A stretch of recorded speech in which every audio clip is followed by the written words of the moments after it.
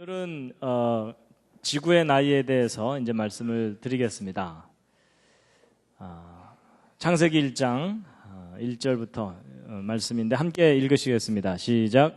태초에 하나님이 천지를 창조하시니라. 땅이 혼돈하고 공허하며 흑암이 깊음 위에 있고 하나님의 씨는 수면에 운행하시니라. 하나님이 가라사대 빛이 있으라 하심에 빛이 있었고. 예, 오늘 오신 여러분들을 환영합니다. 제가 환영의 뜻으로 꽃을 또 준비했습니다. 예쁘죠? 하여튼 하나님께서 참 기가 막히게 만드셨습니다. 예, 이제 오늘은요, 과학적 연대 측정, 지구의 나이인데요. 미리 말씀드려야 될 것 같습니다. 오늘 좀 어렵습니다. 그래서 너무 무리가 된다 싶으시면 그냥 중간에 주무셔도 괜찮습니다. 지구의 나이에 관한 것인데요. 방사성 동위원소 연대 측정 방법 믿어도 되나 뭐 이런 겁니다. 일단 뭐 저런 어려운 단어가 나오니까 일단 기가 죽으시죠. 예, 큰일 났다 나 문과인데 뭐 이러시면서 신명기 32장에 있는 말씀인데요. 함께 읽으시겠습니다. 시작. 옛날을 기억하라. 역대의 연대를 생각하라. 내 아비에게 물으라. 그가 내게 설명할 것이요. 내 어른들에게 물으라. 그들이 내게 이르리로다. 옛날을 기억하고 역대의 연대를 생각하라. 도대체 이 역사가 어떻게 된 건지 생각하라는 겁니다. 아비에게 물어라. 어른들에게 물어라. 그러면 설명해주고 대답해줄 것이다 라고 돼 있죠. 근데 문제는 요즘 어른들에게 이 지구가 얼마나 오래됐어요? 이렇게 물어봐도 잘 대답을 못 해줍니다. 왜냐하면 바쁘니까. 그렇죠? 예. 그래서 우리의 삶이 너무 분주하다 보니까 이제 이런 부분에 대해서 우리가 잘 알지 못하고 대답을 못 해줍니다. 근데 성경에는 분명히 대답해줄 것이라고 되어 있기 때문에 사실 어른들이 대답해줄 수 있어야 됩니다. 현재 진화론에서는요, 우리가 살고 있는 이 우주가 한 150억 년 이상 됐을 거다 이렇게 얘기합니다. 그리고 우리가 살고 있는 이 지구는 도대체 얼마나 오래된 것이냐 하는 것인데, 여러분 진화론에서는 이 지구가 얼마나 오래됐다고 가르칩니까? 예, 딱 한 학생이 알고 있습니다. 45억 년. 예. 그래서 한 45억 년 됐다 그러는데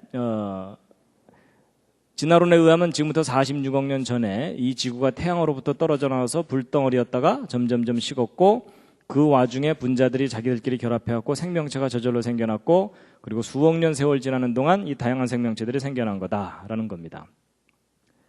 그래서 이 지구 나이가 이제 46억 년 됐다 그러는데, 그럼 도대체 그 근거가 뭐냐 이렇게 물어보면 아는 사람들 별로 없습니다. 좀 이제 아는 분들이 방사성 동위원소 연대 측정법에 의해 그렇다 이렇게 얘기를 합니다. 근데 사실 저 방사성 동위원소 연대 측정법 참 이해하기 어려운 그런 내용입니다. 함께 읽으시겠습니다.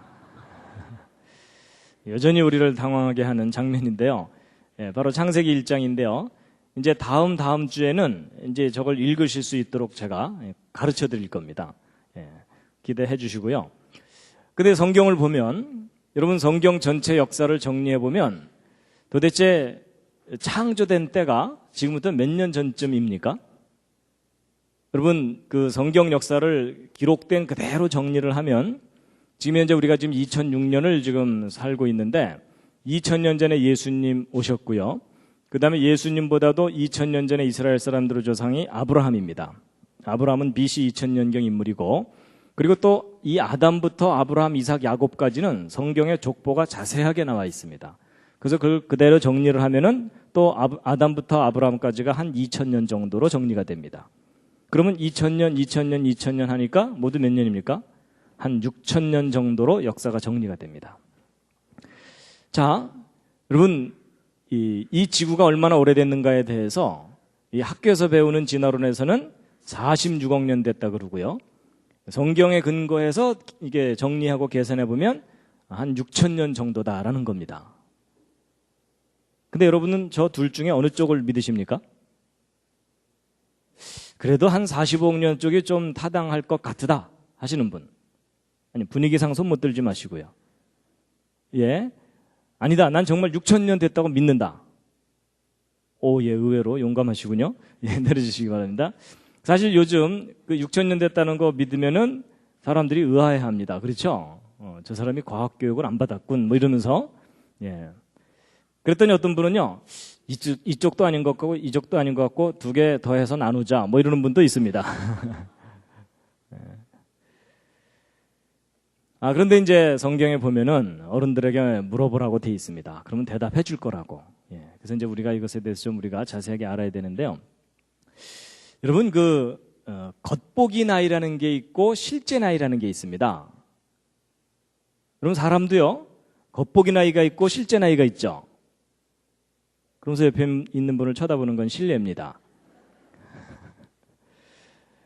보통 그 학교에 가서, 이제 대학이나 이런 데 가서, 나이가 들어 보이길래 열심히 인사하고 다녔더니 나중에 알고 봤더니 후배더라. 이러면 굉장히 신경질이 납니다. 그렇죠?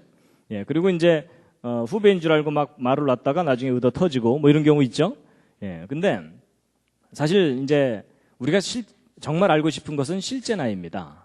겉보기 나이에 속으면 안 됩니다. 지난번에 제가 이제 그랜드 캐년에 대해서 이야기해 드릴 때 이 퇴적층, 세인트 헬렌섬 화산 폭발 때 쌓인 퇴적층인데 이걸 실제로 관찰하지 않았다면 이게 수십만 년 이상 쌓였을 것이다라고 해석될 수밖에 없는 퇴적층인데 실제로 쌓이는데 3일밖에 안 걸렸다 그랬죠.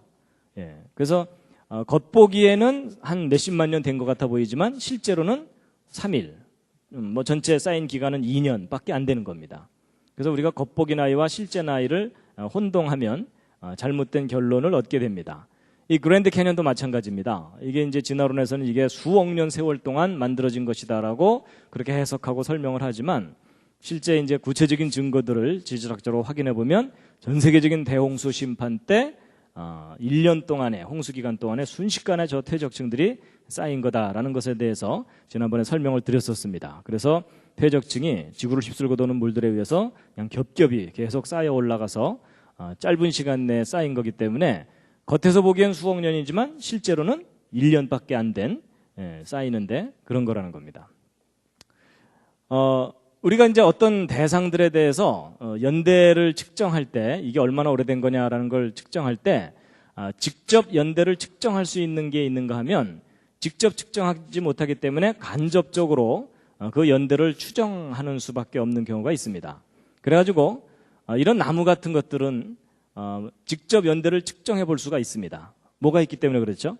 예, 나이테가 있기 때문에 이 나이테를 세면은 이게 몇 년 됐다라는 것을 거의 정확하게 이제 측정할 수가 있습니다. 그래서 이제 이 나이테 숫자를 세보면 이건 400년 된 나무인데요. 1597년부터 1991년까지 한 400년 동안 자란 나무의 나이테이고요. 이건 제가 독일의 그 프랑크푸르트 박물관을 갔을 때 사진 하나 찍어온 건데 이 나무 단면을 이렇게 전시해 놨는데요. 이게 2000년 된 나무라고 합니다. 2002년 된 나무. 그러니까 예수님 당시쯤 심겨졌던 나무다. 이렇게 봐야 되는 거죠. 그래서 이제 이 나이테를 세면은 나무 같은 것들은 직접 연대를 측정해 볼 수가 있습니다. 근데 이런 돌멩이나 이런 것들에는 나이테가 있지를 않거든요. 그러니까 이것은 직접 측정을 못하고 간접적으로 그 연대를 추정하는 수밖에 없습니다. 그랬을 때 이제 이렇게 간접적으로 그 연대를 알아내는 방법에는 상대 연대 추정법이라는 게 있고 절대 연대 측정법이라는 게 있는데요. 이제 상대적인 거란 건 무슨 말이냐면 A가 B보다는 오래됐다. 뭐 이런 식으로 순서만 이렇게 정하는 겁니다. 근데 이제 절대 연대 측정이라는 것은 A가 정확하게 몇 년 됐다. 이걸 알아내는 겁니다.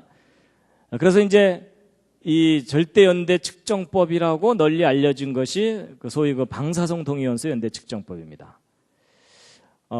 여러분 그 창조론과 진화론 논쟁을 하다가 가장 안 풀리는 부분이 이 연대 문제입니다. 사람들이 잘 이해 못하고 있고 안 풀리는 부분이.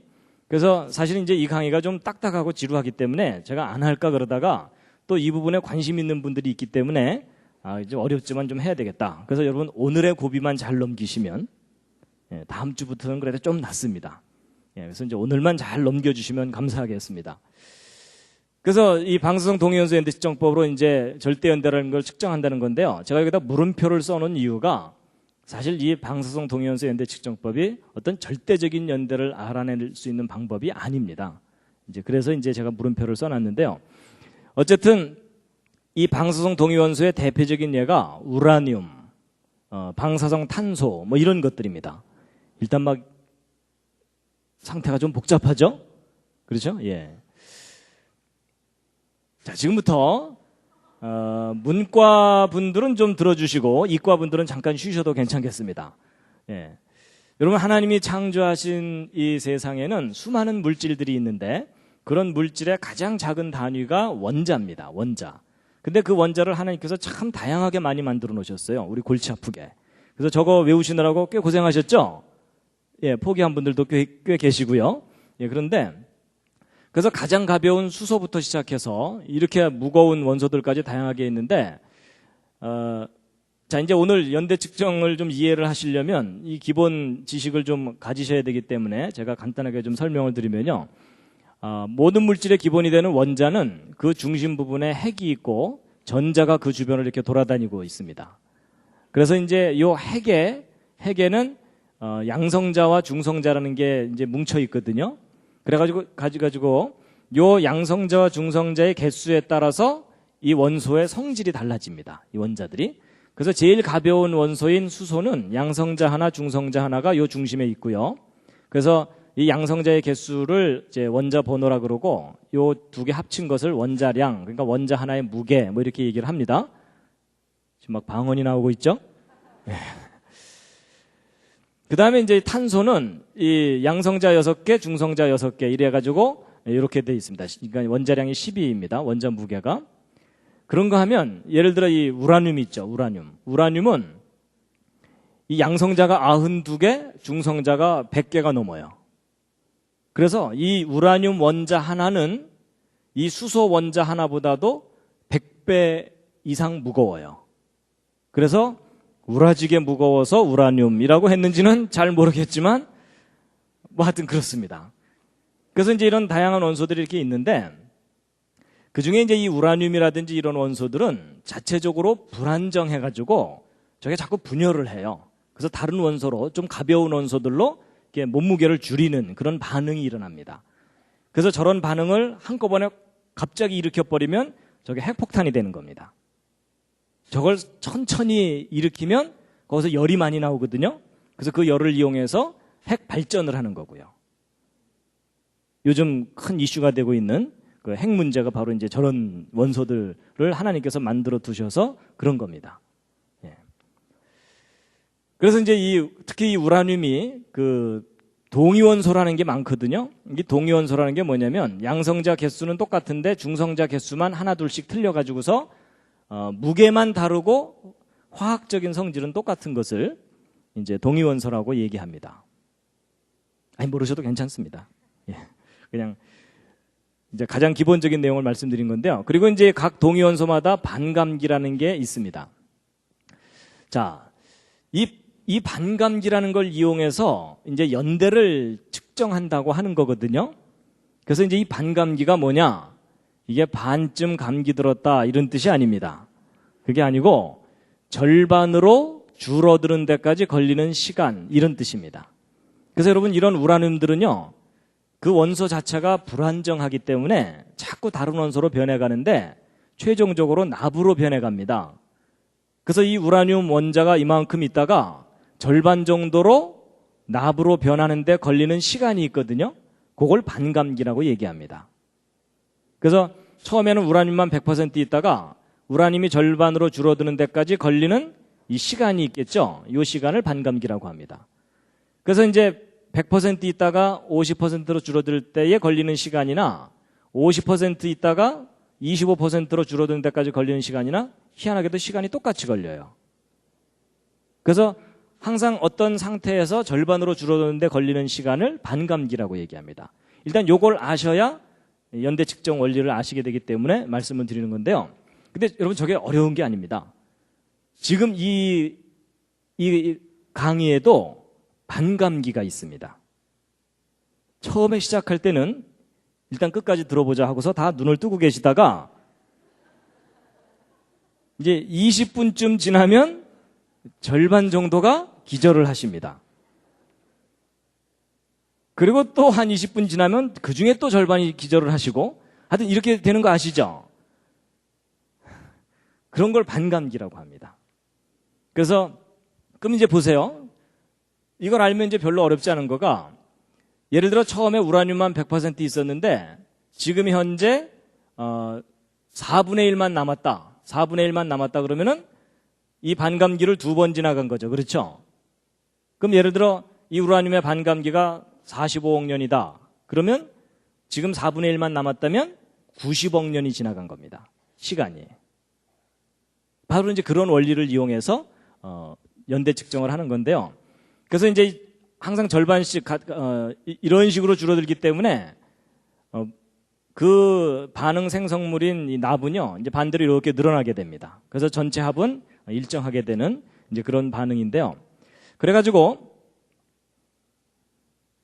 이제 방사성 동위원소 연대 측정법의 가장 기본적인 원리는 이제 요 그림을 이해하시면 되는데요. 이 우라늄은 납으로 변화가는데 절반 정도 변화가는데 걸리는 시간이 45억 년이나 걸립니다. 45년이 아니고요. 45억 년. 그랬더니 어떤 분이 그걸 뭐 직접 측정을 했냐 그러는데, 여러분 인간이 45억 년을 살 수 없기 때문에 저건 직접 측정하는 게 아니고 지금 현재 변하는 속도로 볼 때 45억 년쯤 지나야 절반 정도로 줄어들겠구나. 뭐 이렇게 돼서 이제 하는 겁니다. 그래서 이제 반감기가 45억 년이에요. 그래서 연대 측정의 첫 번째 알아야 되는 것은 반감기를 알아야 됩니다. 그래서 예를 들어 우라늄을 포함하고 있는 어떤 돌이 이렇게 있으면 그 돌 속에 우라늄이 이제 있다면 이제 우라늄의 반감기를 알아내야 되는데 어쨌든 45억 년이고요. 그 다음에 어쨌든 우라늄이 납으로 변해가는 거니까 시간이 지나면 지날수록 납의 비율이 많아지겠죠. 그렇죠? 그러면 이 우라늄과 납의 비율을 측정해보면 이 돌이 얼마나 오래됐는지 알 수 있겠죠? 그래서 두 번째는 이제 비율을 측정을 합니다. 근데 이제 요 두 개만 가지고 나이를 알아낼 수가 없습니다. 이 돌에. 무엇을 알아야 되냐면 맨 처음 상태가 어땠는지를 알아야 됩니다. 그래서 처음에 우라늄만 100% 있었다. 근데 지금 현재 어느 돌 속에 우라늄과 납이 절반씩 있다. 그럼 이 돌은 몇 년 된 거겠습니까? 예, 아주 쉽습니다. 45억 년 된 거다. 이런 뜻입니다. 그래서 지구상에 있는 돌 중에 우라늄을 포함하고 있는 광물 중에 그런 돌 중에 우라늄과 납의 비율이 그러니까 우라늄에 비해서 납의 비율이 가장 많은 돌을 찾아내면 그 돌이 제일 오래된 돌이겠죠. 그래서 이제 그걸 찾아서 분석을 해봤더니 절반 정도가 납이더라. 뭐 이런 상황이라는 겁니다. 그러니까 이 지구는 최대 몇 년 된 거예요? 45억 년. 이렇게 얘기를 하는 겁니다. 알고 보니까 사실은 쉽죠. 그렇죠? 예, 어떤 분이 이제 뒤늦게 이제 이 수요 예배에 왔어요. 왔더니 4분의 1만 눈을 뜨고 듣고 있더라. 그럼 이 강의 시작한 지 몇 분 된 거겠습니까? 20분의 절반씩이니까 40분 지난 거예요. 그렇죠? 그래서 지금 시작한 지 40분 지났구나라고 알게 되는 것과 같은 이치입니다. 쉽죠? 알고 보면 쉬워요. 그래서 이제 이런 방법으로 지구 나이가 45억 년 됐다라고 얘기를 하는 거거든요. 그러면 원리가 참 산뜻하고 믿을만 하잖아요. 그렇죠? 근데 여기서 여러분이 좀 신중하셔야 되는 게 있습니다. 뭐냐? 여러분 이 세 가지 조건을 알게 되면 이제 결국 이 돌이 얼마나 오래됐다는 것을 알게 되는 건데, 잘 보세요. 이 반감기는 측정한 값이기 때문에 이건 큰 문제가 없을 수 있어요. 그렇죠? 그리고 지금 현재 이 돌에 들어있는 우라늄과 납의 비율을 알아내는 것도 분석을 하고 측정을 하니까 알 수 있는 값이에요. 맞죠? 근데 맨 처음에 어떤 상태였는지는 직접 확인할 수가 있나요? 없나요? 없어요. 왜냐하면 돌은 말이 없기 때문에. 그러면 이 처음 상태는 어떻게 정하는 거냐? 믿는 거예요. 왜냐하면 우라늄은 결국 납으로 변해가니까 시간을 거꾸로 돌리면 맨 처음에는 우라늄만 있었을 것이다 라고 믿는 거예요. 그러니까 여러분 이 세 가지 중에서 이 두 가지가 아무리 확실해도 첫 번째 것이 믿어야 되는 거라면 결론도 믿어야 되는 거예요. 그렇죠? 바로 이게 연대 측정의 가장 근본적인 문제예요. 이 처음 상태를 모르면 결론이 안 나오게 돼 있어요. 근데 이 처음 상태는 확인할 수 있는 게 아니고 믿어야 되는 값이다라는 겁니다.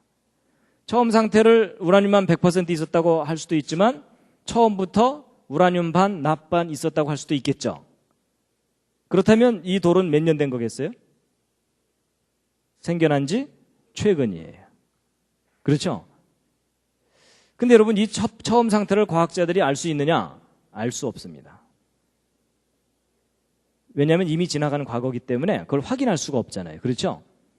그러니까 여러분 과학자들이 일반 사람들한테 지구의 나이에 대해서 정확하게 얘기해 주려면 어떻게 얘기해 주는 것이 옳으냐면 이 지구의 나이는 처음 상태를 어떻게 정하느냐에 따라서 얼마든지 달라질 수 있다. 그러니까 처음에 우라늄만 100% 있었다면 이 지구 나이에는 최대 45억 년이다. 그러나 처음부터 절반씩 있었다면 이 지구는 생겨난 지 얼마 안 된 것이다. 근데 처음 상태는 직접 확인할 수 없기 때문에 이것은 믿어야 되는 거다. 그래서 지구 나이는 최근에서 최대 45억 년까지 중에 어느 한 연대일 것이다 라고 얘기를 해줘야 정확하게 표현해 주는 거예요. 근데 지금 현재 과학자들이 이 둘 중에 어느 상태를 믿고 있을까요? 100%만 있었을 때를 믿고 있어요. 그래서 최대값을 사람들에게 얘기해 주고 있는 겁니다. 근데 왜 최대값을 얘기해 주느냐? 왜냐하면 왜 그럴까요? 진화론에서는 가능한 한 긴 시간이 필요하기 때문에 그렇습니다. 창조론에서는 긴 시간이 필요한가요? 그럴 필요가 없어요. 그렇죠? 그래서 여러분 진화론은 그 진화론이 사람들에게 설득력 있게 받아들여지려면 굉장히 긴 시간이 필요해요. 그래서 저 다양한 가능성 중에 최대값을 항상 얘기하는 겁니다. 그래서 처음 상태를 모르는 것이 연대 측정의 가장 근본적인 문제점이다라는 것을 이제 말씀을 드렸습니다. 그래서 결국 이거는 좀 논리적인 얘기니까 넘어가고요. 결국 연대 측정은 처음 상태를 모르기 때문에 정확한 값으로 연대를 알아낼 수가 없다는 겁니다. 그러면 이제 어쨌거나 우라늄이 납으로 변해간다면 맨 처음에 우라늄만 100% 있었다고 가정하는 것이 합리적이지 않겠느냐 그런 생각이 드시죠? 그런데 한 가지 재미있는 단서가 발견됐어요. 뭐냐? 초기 조건이 100% 우라늄이 아닐 가능성이 높다는 거예요. 뭐냐면 여러분 제가 아까 우라늄이 납으로 이렇게 변해간다고 말씀을 드렸지만 실제로는 곧바로 납으로 변하는 게 아니라 이렇게 기구한 운명을 거쳐서 납으로 변해갑니다. 조금 이따 시험 보겠습니다. 그려라.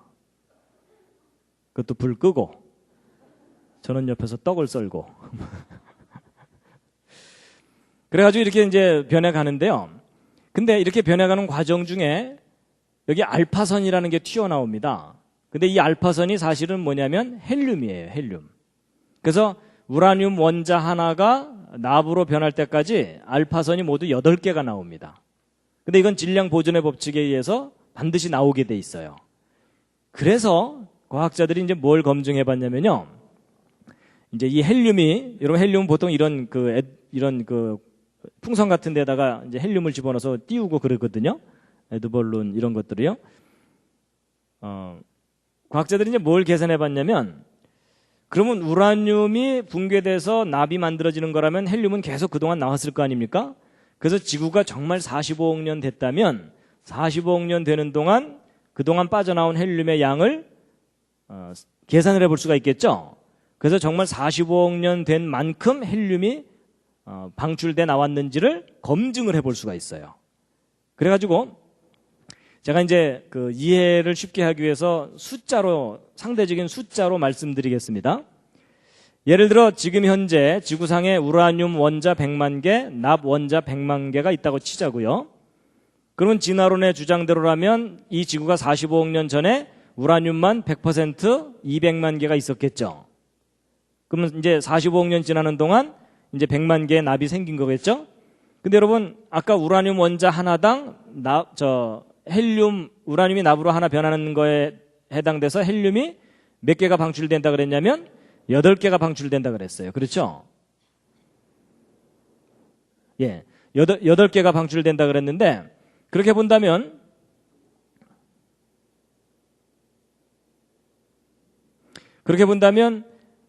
이제 우라늄 100만 개가 줄어들었으니까 헬륨은 몇 개가 방출돼야 되겠습니까?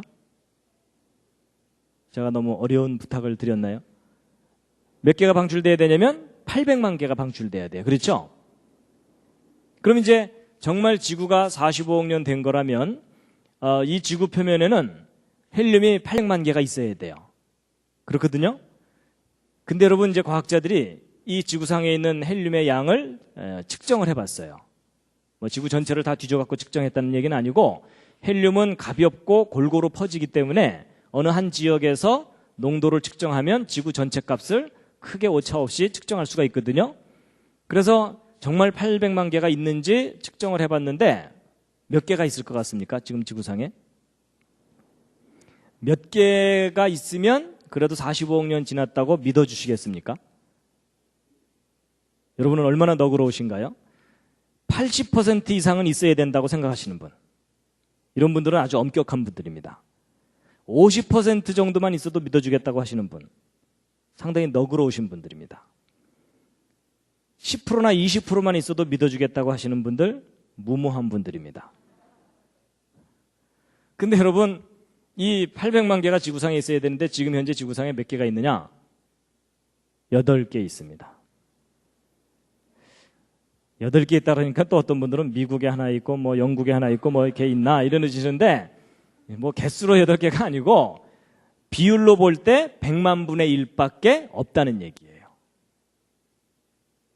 그럼 지구가 45억 년 된 게 아니란 얘기예요. 45억 년 됐으면 이 800만 개가 있어야 되거든요. 100만 분의 1밖에 없다는 얘기는 100만 개 중에 하나만 납으로 변하는 정도 시간밖에 지나지 않았다는 거예요. 그러면 100만 분의 1만 납으로 변한 시간밖에 지나지 않았다는 얘기는 초기 조건은 오히려 100% 우라늄이 아니라 처음부터 절반씩 있었다고 해야 옳다는 겁니다. 그래서 이 방사성 동위원소 붕괴에 의해서 지구 연대를 주장하는 과학자들한테 이상한 점이 바로 이거예요. 너무 헬륨이 적다는 거예요. 지금 지구상에. 자, 그런데 이제 보세요. 지금 이 물리학자들이 이런 상황을 알까요, 모를까요? 자기 전공인데 알겠죠. 그렇죠? 그러면 저걸 어떻게 해결할까요? 일단 지구 나이가 45억 년 됐고 진화가 일어났다는 것은 변경시키지 않으려고 하기 때문에 저걸 어떻게 설명하느냐? 그동안 방출된 이 800만 개의 헬륨이 지구 바깥으로 그동안 날아갔다. 이렇게 설명을 해요. 근데 네가 봤냐? 이러면 또 할 말은 없어요. 날아갔을 수도 있고 안 나갈 수도 있는데 그럼 이제 이게 정말 날아갈 수 있는지 아닌지를 또 서로 막 계산을 하잖아요. 그럼 양쪽에서 계산을 하는데 여러분 조건을 어떻게 결정하느냐에 따라서 결과가 달라지게 돼요. 근데 그 조건들이 수십 개예요. 결국 무슨 얘기냐면 자기가 어떤 관점을 갖고 바라보느냐에 따라서 결론이 달라질 수가 있다는 얘기죠. 그럼 결국 지구 나이 정확하게 알 수 있다는 거예요? 없다는 거예요? 이 방법으로는 지구 나이를 정확하게 알 수 없다는 거예요. 그러니까 이게 무슨 얘기냐면 일반 사람들은요, 이 과학자들이 무슨 특별한 존재인 것처럼 생각했고 돌멩이 하나 주고서 이거 얼마나 오래됐는지 좀 알아주세요 이러면은 과학자들이 무슨 기계에다가 이렇게 탁 집어넣고 단추 딱 누르면 끼리릭 한 다음에 주인님 몇 년 됐습니다. 뭐 이렇게 나오는 줄 알아요. 근데 그렇지가 않습니다. 실제 그 연구를 시작해서 결론이 나올 때까지 모르는 거 투성이에요. 모르는 거 투성인데 과학자들은 모르는 게 있으면 항상 어떻게 하느냐? 요런 조건이 요렇다면 하고 가정을 하게 돼 있어요. 그래서 가정이 그 과정 중에 하나라도 들어가면 결론은 사실이 아니라 믿는 거예요. 왜냐면 이 가정을 믿어야 이 결론이 나오니까요. 그렇죠? 근데 바로 연대 측정이라는 것도 뭔가 정확한 프로세스에서 정확한 값이 나오는 줄 알지만 이렇게 불확실한 면들이 여기저기에 있다는 겁니다. 그래서 길게 설명드렸지만 결론이 뭐냐? 지구 나이는 방사성 동위원소의 특징으로 정확하게 알 수가 없다는 겁니다.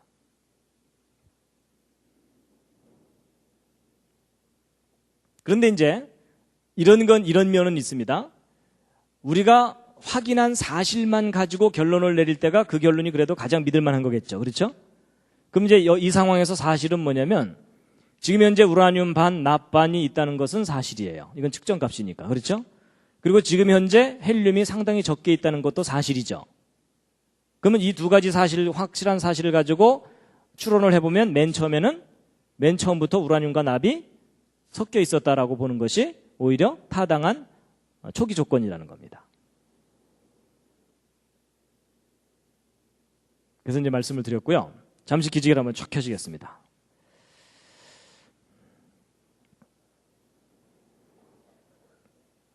역시 오늘은 어렵죠? 예, 그냥 집에서 잘 걸 뭐 이러는 분들도 있으실 겁니다. 자, 좌양좌하셔서 옆에 있는 분 안마를 시원하게 해드리겠습니다. 좌양좌하셔서요.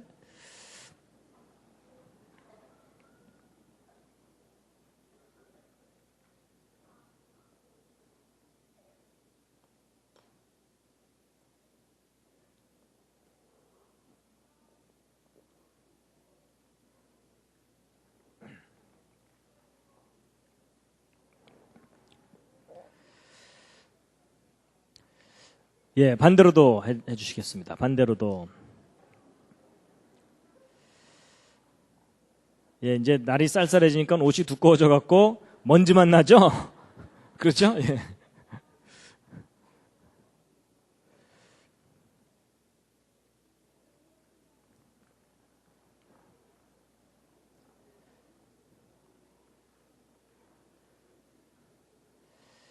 예.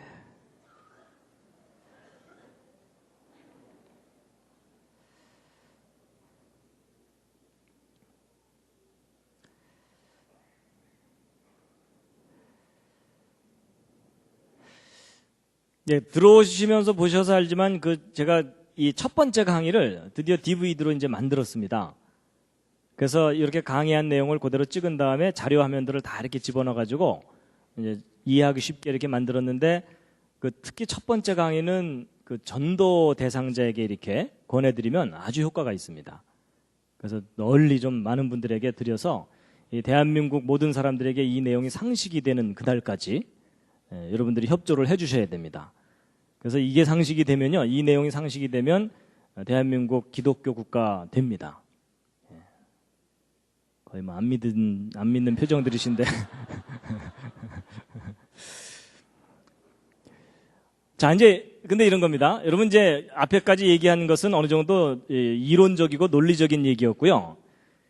여러분 아무리 좋은 논리도 실제 적용했을 때 맞아야만 돼요. 맞죠?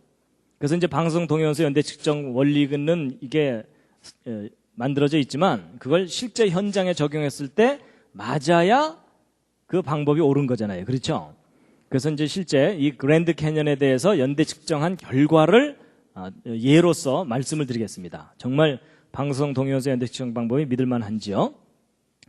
여러분 이 그랜드 캐년은 지난번 말씀드린 대로 이게 이제 쌓인 후에 깎여나가고 뭐 이런 과정을 되풀이한 건데 일단 이 처음에 퇴적층이 이렇게 쫙 쌓였다가 한번 깎여나갔어요.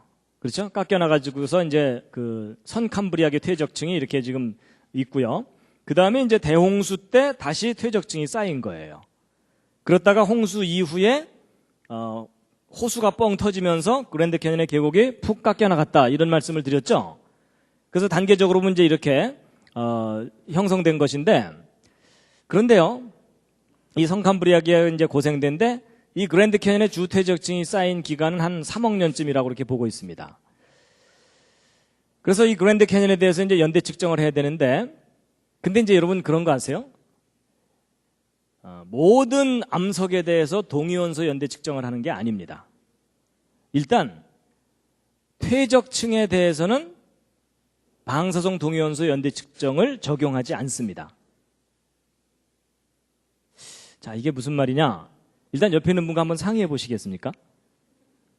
퇴적층에는 방사성 동위원소 연대 측정을 적용할 수 없다라는 말이 무슨 말인지 별로 상의하고 싶은 표정들이 아니십니다. 여러분, 이게 무슨 말이냐면요. 이 퇴적층, 바로 이게 어디서부턴가 옮겨와서 쌓인 것을 퇴적층이라고 하는데, 여러분 보세요. 우리가 알고 싶은 건 뭘 알고 싶은 거냐면 이 퇴적층이 쌓인 때가 언제냐를 알고 싶잖아요. 그렇죠? 근데 이 퇴적층 속에 들어있는 이 우라늄이나 납은 퇴적될 때 쏙 들어가는 게 아니고 이 흙들이 옮겨오기 전부터 그 흙 속에 포함되어 있던 것들이에요. 맞죠? 그럼 이 동위원소들은 퇴적한 때부터 붕괴하는 게 아니고 여기로 오기 전부터 붕괴하고 있었기 때문에 얘네들이 알려주는 것은 퇴적 때부터의 연대가 아니라 여기 오기 전부터의 붕괴된 시점을 가르쳐주는 거니까 정작 이 속에 들어있는 동위원소를 분석해봤자 퇴적 당시의 연대를 알 수 있는 게 아니죠. 그래서 여러분 퇴적층에 대해서는 퇴적암에 대해서는 방사성 동위원소 연대 측정 방법을 적용하지 않아요. 해봤자 의미도 없고. 그런데 그런 사실 모르셨죠? 근데 여러분 지구상에 있는 지구 표면에 있는 대부분의 암석은 뭐라고요? 퇴적암들이에요. 그리고 정작 우리가 알고 싶은 것도 퇴적된 연대를 알고 싶은 거예요. 근데 대부분의 퇴적암에 대해서는 측정을 직접 못해요. 참 아이러니한 일이죠. 그럼 이제 어떻게 해야 되느냐? 이 속에 있을 수 있는 어떤 화성암에 대해서만 합니다. 이게 마그마가 녹았다가 굳어진 거 있죠? 그런 것들에 대해서만 연대 측정이 가능해요. 그래가지고 이 그랜드 캐니언의 구조를 보면은요, 대부분은 다 퇴적층이기 때문에 이걸 직접 떼어내갖고 연대 측정하는 게 불가능하고, 여기 보시면은 이 산캄브리아기 퇴적층 중에 이 카디나스 베이설트라고 하는 화성암이 있어요. 요거에 대해서 이제 연대 측정이 가능하고, 그 다음에 여기 용암이 이렇게 뿜어져 내려온 이런 게 있거든요. 이제 요거에 대해서만 연대 측정이 가능해요. 그래갖고 여기 보시면 여기 까맣게 흘러내린 거 있죠.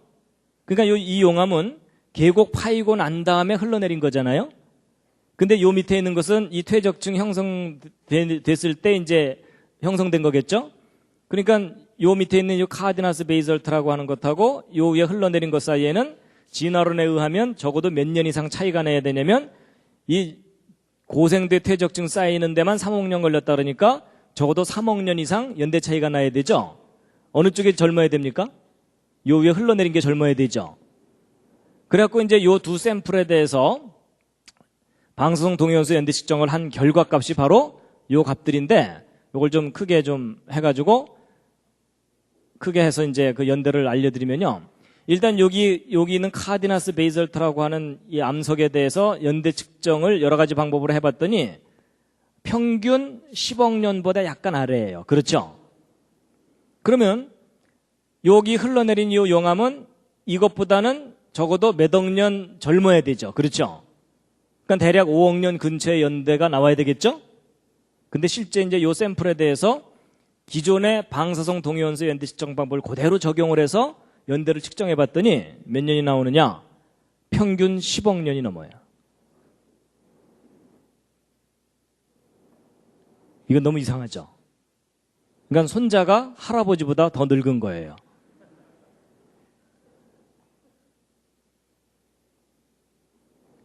여러분이 보시기에도 너무 황당한 결과가 나온 거죠? 근데 이건 실제 측정한 값들이에요. 근데 이런 결과가 나온다는 거 전혀 모르셨죠? 근데 왜 저렇게 엉뚱한 결과가 나오느냐? 아까 말씀드린 대로 방사성 동위원소 연대 측정법의 기본 가정에 문제가 있는 거예요.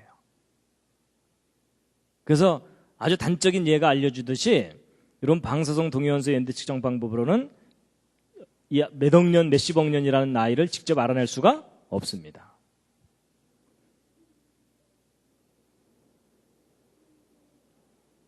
그래서 이제 이 방사성 동위원소 연대 측정으로는 이런 것들을 알 수가 없고요. 그리고 지난번에 말씀드린 대로 이 퇴적층이 대홍수 때 1년 만에 쌓인 거라면 이런 연대들이 의미가 있겠어요, 없겠어요? 사실 아무 의미가 없는 겁니다. 이제 그 이유가 바로 이제 이 초기 조건, 이 처음 상태가 어땠느냐에 대해서 모르기 때문입니다. 그래서 이 방사성 동위원소 연대 측정법은요, 측정법이 아닙니다. 추정하는 겁니다. 그나마 수많은 모순들을 안고 있는 그런 방법입니다.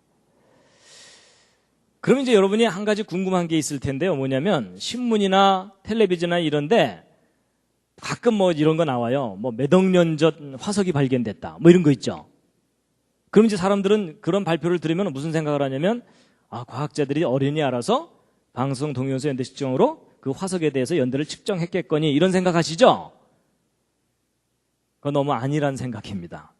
여러분, 과학자들이 절대로 화석의 연대를 직접 측정할 수 없습니다. 여러분, 아까 제가 말씀드린 대로 이 그랜드 캐니언의 퇴적층은 직접 연대 측정 못한다 그랬죠. 그리고 또 뭐가 있냐면 이런 물고기 화석이나 이런 것들은요, 저런 화석들 속에는 몇 억 년의 연대를 측정할 수 있는 동위원소가 들어있지 않아요. 기껏 들어있어봤자 탄소 동위원소인데 그 탄소 동위원소는 기껏해야 10,000년 이상을 넘어갈 수가 없어요. 측정 결과의 정확도가. 그렇거든요. 근데 보통 이런 그랜드 캐니언 속에 들어있는 이 물고기 화석 같은 것들은 진화론에 의하면 몇 억 년 전 것들이거든요. 그러니까 도저히 이 화석도 직접 측정을 못하고 이 퇴적암도 직접 측정을 못해요. 그러면 도대체 이 박물관에 전시되어 있는 뭐 고생대 무슨 기 몇 억 년 이건 도대체 어떻게 결정하는 거냐? 제가 기본 그 방법을 알려드리면 이런 겁니다.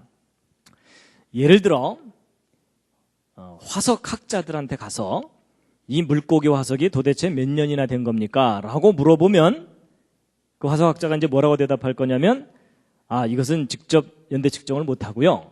이 물고기 화석이 그랜드 캐니언의 퇴적층 중에 요 퇴적층쯤에서 나왔는데 이 퇴적층은 이 퇴적 순서상 고생대 무슨 기에 해당되기 때문에 대략 한 3억 년 전쯤 퇴적층입니다.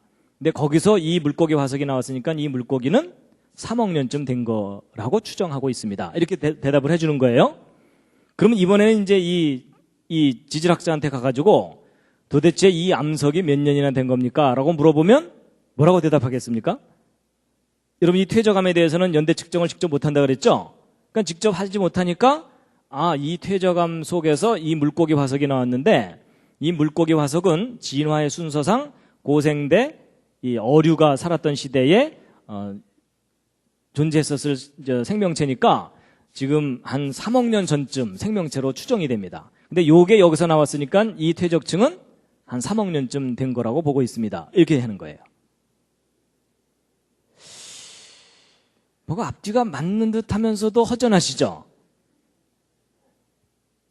여러분, 이걸 뭐라 그러냐면 순환 논리라 그래요. 순환 논리. A는 B의 핑계를 대고 B는 A의 핑계를 대면서 서로가 절대적인 근거를 제시해주지 못하는 경우를 순환 논리라고 하거든요.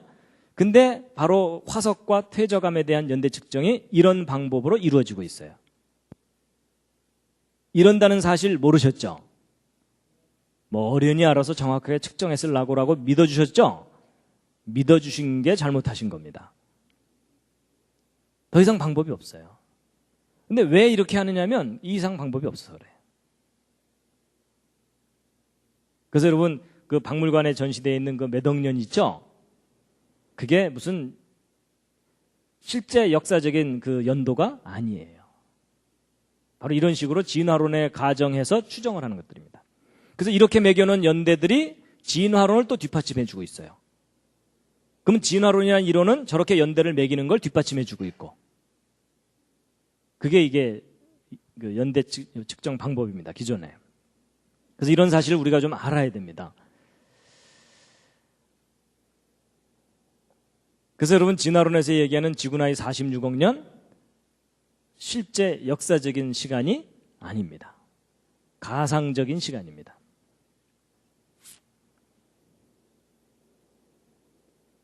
그동안 너무 믿어주셨습니다.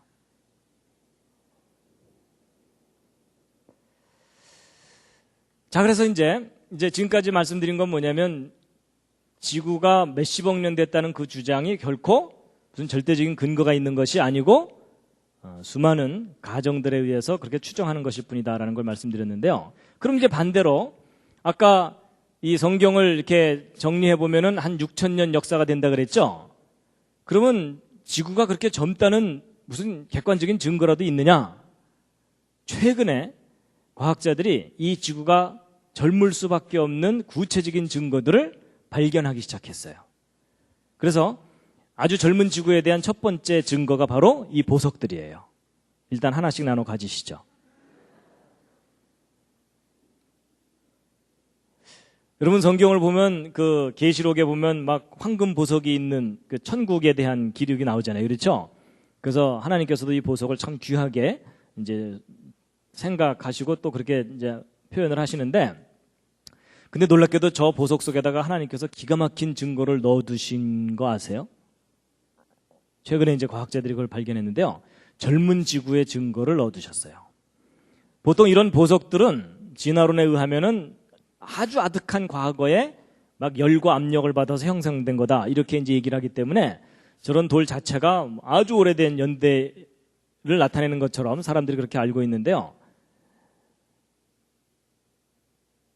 일단 구경부터 하시죠. 근데 이런 보석 종류가 기본적으로 지르콘이라고 하는 암석이거든요. 그래서 지르코늄, 실리콘, 산소 이런 것들이 막 복합적으로 이렇게 결합이 돼가지고서 이런 결정체를 이루는 겁니다. 그런데 최근에 과학자들이 이제 어떤 걸 발견했냐면, 이런 지르콘이라고 하는 이런 보석들 속에 우라늄 원자들이 아주 미세하게나마 들어있다는 것을 알게 됐어요. 그래갖고 이 속에 들어있는 이 우라늄이 시간이 지나면서 붕괴되면서 헬륨을 방출시키거든요, 이렇게. 그런데 놀라운 사실은 이런 것들이 막 몇 억 년 이상 됐다고 사람들이 그렇게 생각해 왔었는데, 몇 억 년 전에 이게 정말 존재했었다면 그동안 방출된 헬륨은 원자 크기가 너무 작기 때문에 아주 쉽게 저 암석 바깥으로 빠져나가요. 그러면 저런 돌이 정말 수억 년 세월 지난 거라면 저 속에는 그동안 방출된 헬륨이 남아있질 않고 대부분 다 슬슬슬 빠져나가 있어야 돼요. 근데 최근에 어떤 것들이 발견됐냐면, 이제 15억 년쯤 됐을 거라, 15억 년 전에 만들어졌을 거라고 하는 이런 이 보석 속에서 상당량의 헬륨이 남아있는 게 확인이 되고 있어요. 그럼 무슨 얘기냐면요, 이게 만약에 정말 이런 보석이 수십억 년 전에 만들어진 것이라면 이 우라늄이 붕괴되면서 방출되는 이 헬륨이 비교적 짧은 시간에 빠져나가 버리거든요. 그럼 지금 현재 이런 돌 속에는 헬륨이 있을 수가 있어요, 없어요? 거의 없어야 돼요. 맞죠? 근데 지금 현재 이런 돌 속에 상당한 헬륨이 발견되고 있거든요. 그렇다는 얘기는 얘네들이 방출돼서 빠져나가기 시작한 지 얼마 안 됐다는 뜻입니다.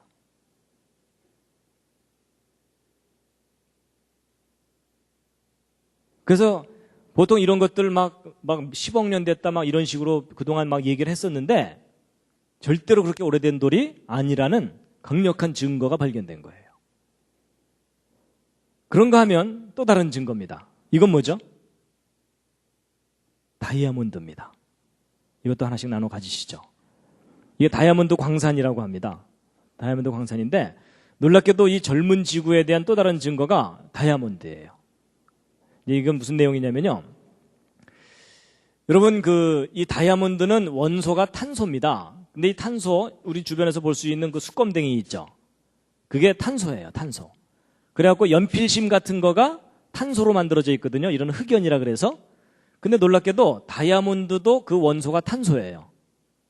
근데 이 탄소가 어떻게 배열하느냐에 따라서 아주 싸구려인 흑연도 될 수 있고 가장 비싼 돌 중에 하나인 다이아몬드가 될 수가 있어요.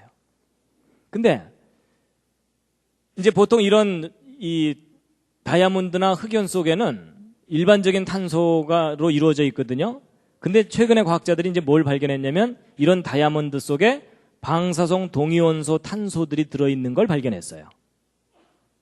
근데 이게 좀 문제가 심각한 거예요. 왜냐하면 여러분, 이 방사성 동위원소 탄소는 아까 말씀드렸던 그 반감기가 5730년밖에 안 되거든요. 그럼 이게 무슨 뜻이냐면, 보세요. 처음에 주먹덩어리만한 게 있었다 하더라도 5000년 후에 반밖에 안 남고, 10,000년 후에는 4분의 1만 남고, 5만 년 후에는 1000분의 1만 남고, 57만 년 후에는 10의 30승분의 1밖에 안 남기 때문에 사실 몇만 년만 지나면 저 방사성 탄소는 없어져 버려요. 그러면 이 다이아몬드가 정말 진화론에서 이야기했듯이 지구 생성 초기에 몇십억 년 전에 만들어진 돌이 맞다면 이 속에는 방사성 탄소가 들어있어야 돼요? 없어야 돼요? 없어야 되죠. 그렇죠? 근데 놀랍게도 상당량의 방사성 탄소가 남아있는 게 발견된 거예요. 이 속에서, 다이아몬드 속에서. 그동안 저런 다이아몬드가 무지 오랜 세월 전에 만들어진 것이라고 생각했었는데 이 다이아몬드가 만들어진 지 얼마 안 됐다는 증거가 발견된 거예요. 조금 전에 말씀드린 그것과 똑같은 원리입니다. 정말 이게 그렇게 오래전에 만들어졌다면 방사성탄소는 다 제로가 돼 있어야 되는데 상당량의 방사성탄소가 남아있거든요. 그렇다는 얘기는 이게 만들어진 지 얼마 안 됐다는 겁니다. 그래서 이게 최근에 발견된 증거들이에요. 그래서 우리가 그동안 굉장히 오래됐을 거라고 생각했던 그런 연대들이 그냥 다 무너져 버리는 그런 증거예요. 그래서 여러분, 하나님께서 이 세상을 창조하신 지 얼마 안 됐습니다. 그 다음에 이제 거의 이제 한 20%만 남아 계십니다. 나머지는 다 이제 기절하셨습니다. 그래도 오늘은 할 수 없습니다. 진도 나가야 됩니다. 다시 한번 살짝 기지개를 켜시죠.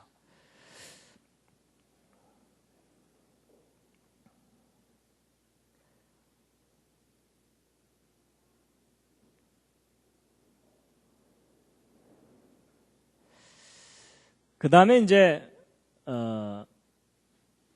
신문 같은 데 이렇게 보거나 텔레비전을 보면은 구석기 시대 유물이 발견됐는데 탄소 동위원소 연대 측정을 했더니 몇만 년이더라 이런 거 있죠.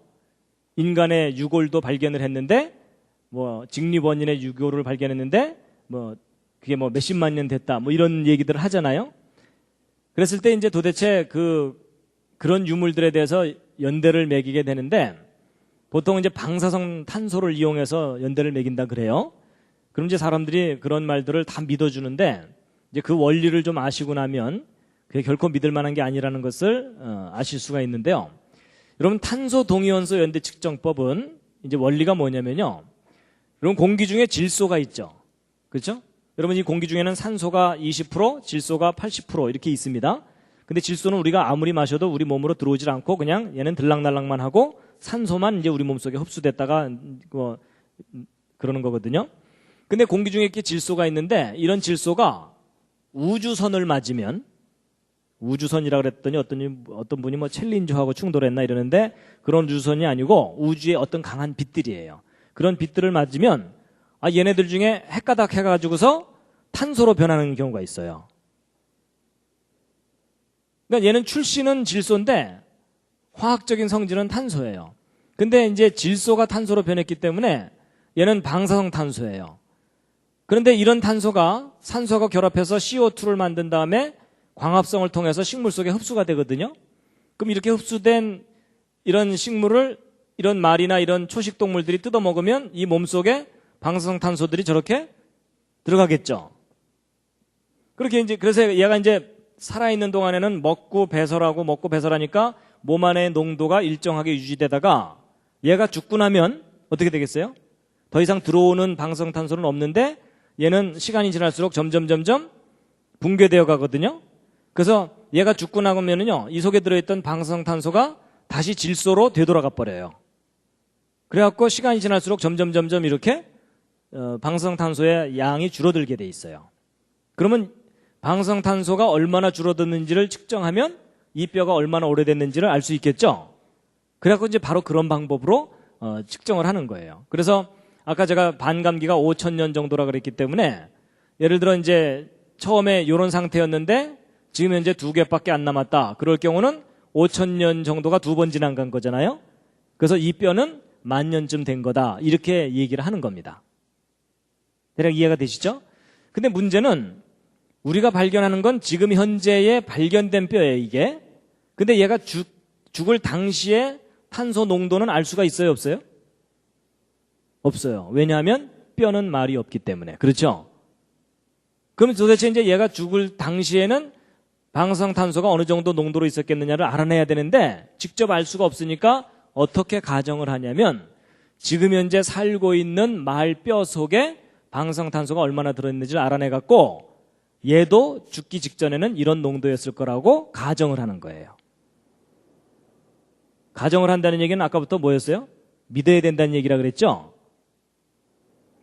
그러면 얘가 정말 죽기 전에, 이 뼈가 죽기 직전에 이런 농도였겠느냐 하는 것을 검증을 좀 해봐야 되는데 어떤 게 있냐면요. 여러분, 지구가 큰 하나의 자석인 거 아시죠? 그래서 북극과 남극이 있어갖고 그 나침반 같은 걸 이렇게 놓으면은 N극은 북극을 가리키고 이러잖아요, 한쪽이. 그래서 지구가 한 큰 자석입니다. 그래서 이 지구가 자석인 것이 이제 자기장이 이렇게 형성되거든요. 근데 이 자기장이요, 지구를 보호해주는 역할을 합니다. 여러분, 태양으로부터 태양풍이라고 하는 아주 강한 전자기파들이 막 폭풍처럼 이게 우주 바깥으로 뿜어져 나가거든요. 근데 이 지구가 이걸 직접 맞으면 이 안에 있는 생명체들이 다 죽을 정도로 치명적인 해를 입어요. 근데 지금 이 자기장이 이것을 저항해갖고 이 태양풍이나 이런 것들을 비껴나가게 하고 있어요. 그래서 이 자기장은 지난번에 제가 노아 홍수 때 궁창 위의 물이 지구를 보호했다 이런 말씀 드렸죠. 그런 것처럼 이 자기장도 지구를 태양의 강한 살인 광선들로부터 보호해주고 있어요. 근데 문제가 뭐냐면요, 지금 현재 이 지구 자기장이 점점 약해지고 있어요. 이 지구가 점점 보호를 받지 못하고 있게 된다는 뜻이에요. 그래서 이 지구는 지금 망해가는 쪽으로 계속 가고 있습니다. 그래가지고 도대체 이 지구의 자기장이 얼마 만에 절반으로 줄어드는가 그 속도를 쭉 측정을 해봤더니 대략 1400년마다 절반으로 줄어들어요. 그러니까 지금 현재 1가우스 정도의 지구 자기장이라고 한다면 1400년 전에는 2가우스, 2800년 전에는 4가우스 이 정도로 강했던 거예요. 그러니까 한 3000년 전만 해도 4배 정도로 자기장이 강했기 때문에 자기장이 강하면은 지구를 더 잘 보호해 줄 수 있겠죠? 근데 3000년 전에 지구 자기장이 4배로 강했다면 왜 지구 바깥에서 들어오는 강한 전자기파들이 상당히 많이 막아지죠. 그 자기장이 강하면 이 강한 광선들이 지구 쪽으로 못 들어오기 때문에 이 질소가 방사성 탄소로 변하는 비율이 작게 돼요. 그러면 지금부터 3000년 전만 하더라도 이 방사성 동위원소가 대기 중에 아주 희박했던 거예요. 엷었던 거예요. 그러면 지금부터 2~3000년 전에 죽은 동물의 몸속에 들어있던 방사성 탄소는 원래 적었던 거죠. 그렇죠? 근데 문제는 지금 우리가 어떻게 계산을 하냐면 지금 현재 살고 있는 말뼈 속에 들어있는 방사성 농도는 상당히 높거든요. 근데 지금 현재 값을 초기 조건으로 했기 때문에 굉장히 오래된 것처럼 계산이 된다는 뜻이에요.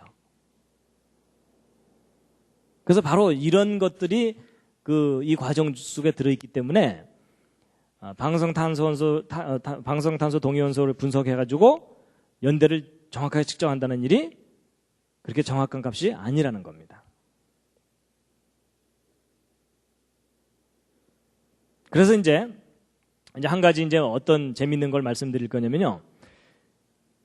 공룡 화석을 방사성 탄소를 이용해서 연대를 측정해 본 거예요. 근데 이제 이게 좀 문제가 심각한 겁니다. 뭐냐?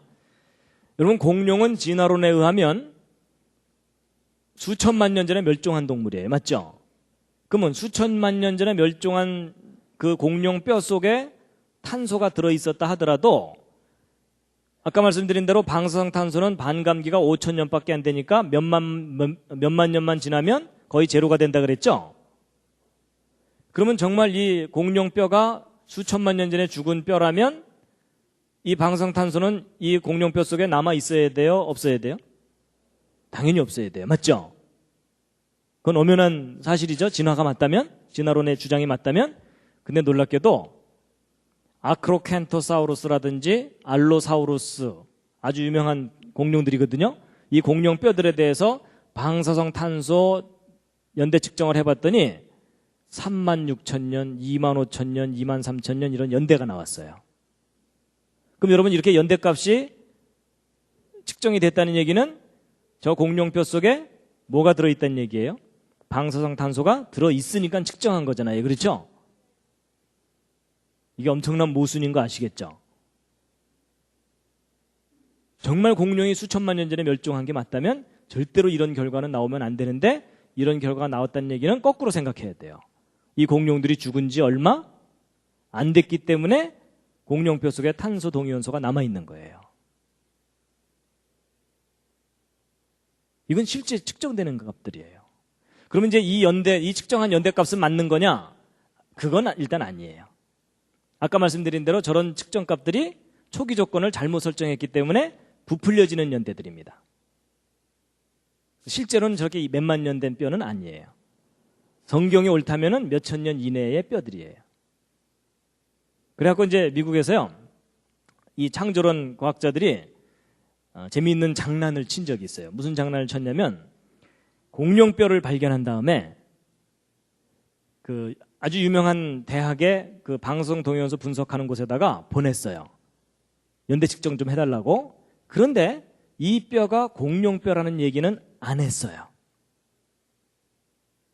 왜 안 했을까요? 그걸 얘기하지 말아야지 객관적으로 공정하게 측정을 해줄 거 아니에요. 그렇죠? 이거 공룡뼈라고 하는 순간 그 측정하는 사람들이 무슨 선입견을 갖겠어요? 이건 중생대에 죽은 거니까 이러면서 선입견을 가지면은 정확한 측정을 못 하잖아요. 그래서 여러분 이런 것들을 뭐라 그러면 블라인드 테스트라 그래서 그 여름에 한참 더울 때 코카콜라, 펩시콜라 지나가는 사람 붙잡아 놓고 눈 가리게 한 다음에 마셔보세요. 어느 게 맛있어요? 뭐 이런 거 하는 거 있죠? 눈을 왜 가리죠?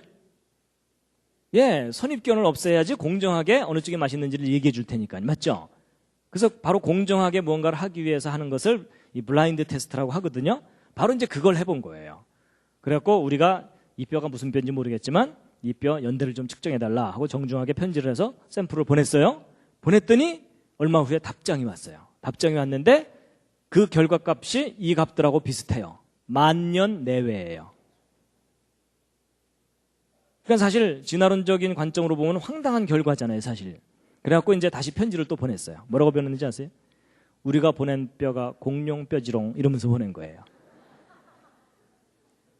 물론 그렇게 얄밉게 표현은 안 했죠. 그렇지만 그냥 하여튼 내용은 우리가 보낸 뼈는 사실 이미 우리가 공룡뼈라고 알고 있는 뼈를 보낸 거다. 그런데 이 10,000년이라는 연대가 나와서 우리 좀 황당하다. 뭐 이런 식으로 다시 편지를 보냈어요. 그랬더니 그쪽에서 무슨 편지가 왔냐면 우리가 지난번에 잘못 측정한 것 같다. 그 샘플 다시 좀 보내달라. 뭐 이렇게 된 거예요. 이게 무슨 상황인지 아시겠죠? 근데 뭐 다시 보낼 이유도 없고 보낼 필요도 없으니까 그거 보내지는 않았어요. 그러니까 여러분 진화론 시나리오가 정말 맞다면 이런 해프닝은 일어나서는 절대 안 된다는 거예요. 근데 실제로 이런 일이 일어나는 것은 진화론 시나리오 자체가 근본적으로 허구적인 것일 뿐만 아니라 이 연대 측정이라는 것도 그렇게 정확한 연대를 우리에게 알려주는 것이 아니다라는 겁니다. 그래서 여러분 보통 그 기사에 나올 때 몇만 년 넘어가는 것 있죠? 하여튼 10,000년 넘어가는 연대는 이게 상당히 부풀려진 거거나 가공된 연대다라는 것을 생각하시면 틀림이 없습니다. 하여튼 오늘 길게 얘기했지만 결론은 그겁니다. 제발 좀 믿지 말아주세요. 그 연대들. 그래서 그 기본적인 그 상황을 모르면 사람들은 결과만 알으려고 하거든요. 그래서 자꾸 매스컴에서 막 이렇게 큰 문자로 막 몇만 년 이러면 사람들은 그것만 받아들입니다. 그 뒤에 배경은 모르고. 그래서 공룡도 죽은 지 얼마 안 됐다는 거예요. 결국 이 진화론 이게 다 근본적으로 이게 소설입니다. 소설. 예. 그 다음에 이제 이 폴로늄 얘기가 있는데 이건 좀 이거 얘기했다 이제 다 기절을 하시기 때문에 예. 이건 나중에 정말 관심 있는 분들에게 말씀을 드릴 텐데 이 지구가 이제 요점은 이겁니다. 진화론에 의하면 이 지구가 태양으로부터 떨어져 나서 불덩어리였다가 점점점 식으면서 형성되느라고 굉장히 오랜 세월 걸렸다고 하는 거거든요. 근데 그게 이 시나리오가 근본적으로 틀렸다는 증거가 발견됐어요. 하여튼 제가 그거 자세하게 설명드리면 이제 다 기절하시니까 제가 이거는 좀 넘어가겠습니다.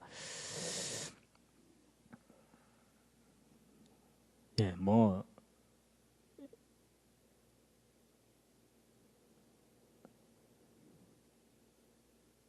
그래서 여러분 이 지구가 그렇게 오래된 별이 아니다라는 것에 대한 증거들이 이런 보석들 속에서 이제 발견되고 있다라는 것을 최근의 뉴스를 이제 말씀드렸고요.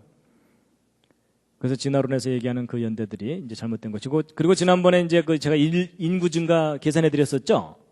예, 인구 증가라는 것으로 검증을 해보아도 이 지구는 뭐 몇십만 년 이상 됐다는 것도 인류 기원 연대가요. 몇십만 년 이상 됐다는 것도 이제 허구다라는 것을 이제 말씀드린 것도 좀 기억을 해 두시고요. 그다음에 이제 역사에 대해서도 지난번 인류 기원 얘기할 때 우리는 하도 진화론 교육을 받다 보니까 구석기 시대가 막 따로 있었다 이렇게 생각하는데 그게 아니라 원시와 문명은 항상 공존해 왔던 거다. 이런 모든 것들을 종합해서 볼 때 결국 인류의 역사, 지구의 역사, 생명의 역사가 진화론에서 얘기하는 그런 연대들이 절대 아니라는 겁니다.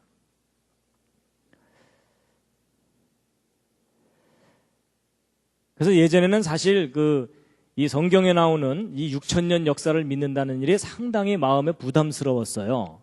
그렇죠? 과학자들이 하도 이러니까. 근데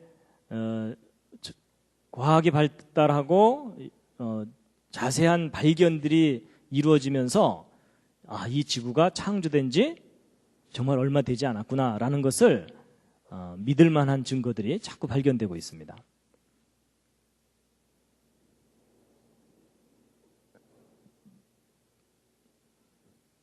자, 베드로서 3장에 있는 말씀인데요. 함께 한번 읽으시겠습니다. 시작. 먼저 이것을 알지니 말세에 기롱하는 자들이 와서 자기의 정욕을 조차 행하며 기롱하여 가로되 주의 강림하신다는 약속이 어디 있느뇨?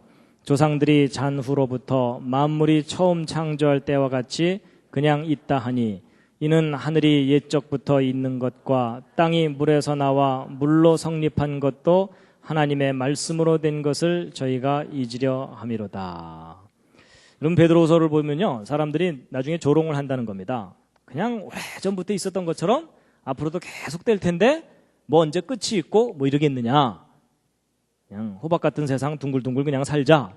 이러면서 이제 성경을 기록된 그대로 믿는 사람들에 대해서 조롱을 할 건데 마지막 때에 그런 일이 나오는데 그렇지 않다는 겁니다. 분명히 하나님께서 이 세상을 물로 심판하신 일이 있었고 이제 마지막 때는 불로 심판을 하신다. 그래서 우리는 이 지구가 시작이 있고 종말이 있다는 겁니다. 함께 읽으시겠습니다. 시작. 이로 말미암아 그때 세상은 물의 넘침으로 멸망하였으되 이제 하늘과 땅은 그 동일한 말씀으로 불사르기 위하여 간수하신 바 되어 경건치 아니한 사람들의 심판과 멸망의 날까지 보존하여 두신 것이니라. 그래서 오늘 진화론에서는 46억 년 됐다고 주장했는데 과연 그게 믿을 만한 것인가에 대해서 말씀드렸고요. 그 다음에 이 성경에 정리를 해보면 6,000년이라는 아주 짧은 창조 연대가 나오는데 이건 믿을 만한 근거가 있느냐 하는 것인데요. 46억 년 됐다는 것이 결코 믿을 만한 게 아니다라는 걸 말씀드렸고 또 지구가 아주 젊다는 증거들을 과학자들이 구체적으로 발견하기 시작했다라는 말씀을 드렸습니다. 그래서 오늘 과학적 연대 측정에 대해서 말씀드렸는데 좀 힘드셨죠? 서로 옆에 있는 분들에게 수고하셨습니다.